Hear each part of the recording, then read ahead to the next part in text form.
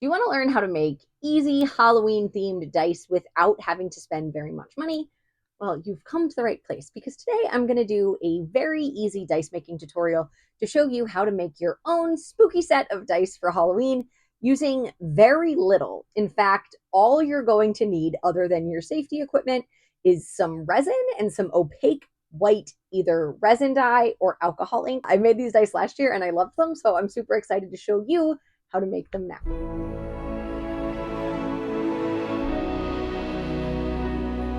I realized that about 9 seconds ago, I told you to use white alcohol ink or resin dye for this project, but I'm actually using white pigment paste here, mostly due to the fact that I didn't realize my white alcohol ink was ruined because I left the cap off, but you will get the same effect. The first layer was a clear translucent resin. The one thing you should specifically watch out for if you are using pigment paste like I am is that pigment paste is very, very pigmented, so you don't need a lot. And in fact, if you use too much, the dice are not going to cure properly. So you can see here, I just put one little drop of the white mixture in each section of the mold. Topped it off with a little bit more of the clear translucent resin. And here you see me just stirring. I'm giving that pigment paste just a little bit of movement so that it doesn't just sit there like a blob in the dice. We're going for a sort of spooky, almost spectral effect with this dice set, and that's why we need to stir it. I used like a coffee stick stirrer, but you can use a toothpick or honestly anything that you can fit into your mold.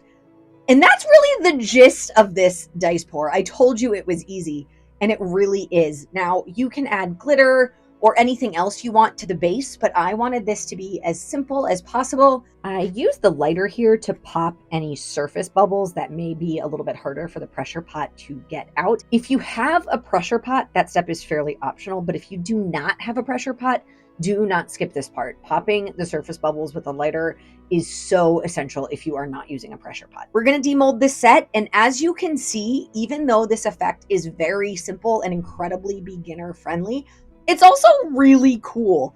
I made this dice set last year for Halloween as like a dump pour, and I loved it so much that I had to make it again this year. I think the set I made last year was petite dice, so obviously here I'm using full-size polyhedral dice. The effect is the same either way. You could do this in a chunk as well, especially if that's the only mold you have. But I am absolutely obsessed with the look of this dice set. And I knew for the inking that I really wanted to lean into the sort of spooky Halloween spectral vibes. So I gave myself 3 choices for ink, and I'm going to show you how I decide on my ink colors when I don't really know what I'm leaning towards. Here you see me with a black, a red, and a sort of pearly white. I started with the black. This is just a nice, thick acrylic leather paint, and it always does a really nice job of inking the numbers, especially if you only want to do one layer. As you can see, this is the black. It looks nice. It definitely pops against the white. Next, I'm doing red, and you may notice that this red is awful.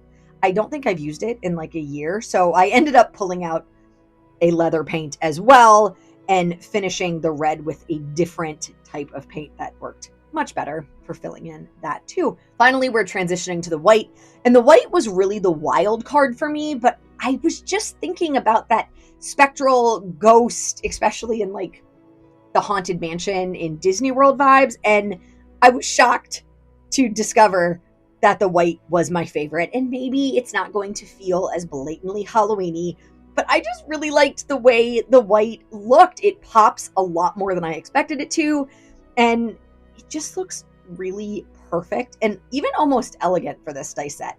I wanted to make sure, so I did ink my little logo on the D6, and it was love. I was sold. So I went ahead and inked all of the dice in this color, and this is how I choose when I don't know what color I want for dice. I literally just ink a couple of the numbers and a couple of the colors and see what looks the best. Obviously, in this case, the white was really speaking to me, and I am not mad about it. Take a look at this. This is all polished up, inked up in the Pittsburgh fall sun. It wasn't very sunny, but it really works for the spooky vibes, I think. And I just love how this dice set turned out. It's so amazingly simple. This is such a beginner friendly way to make dice. And honestly, you could do multiple colors if you wanted to make this a little bit more advanced. But again, if you're using pigment paste, watch out for that because you really can't use much without affecting the cure. So if you wanted to try this technique with maybe a couple different colors, I would definitely suggest using either resin dye or alcohol ink for that. If you have any questions about the making of this die set, please feel free to leave them in this video. I always do my best to try to reply to all of the comments.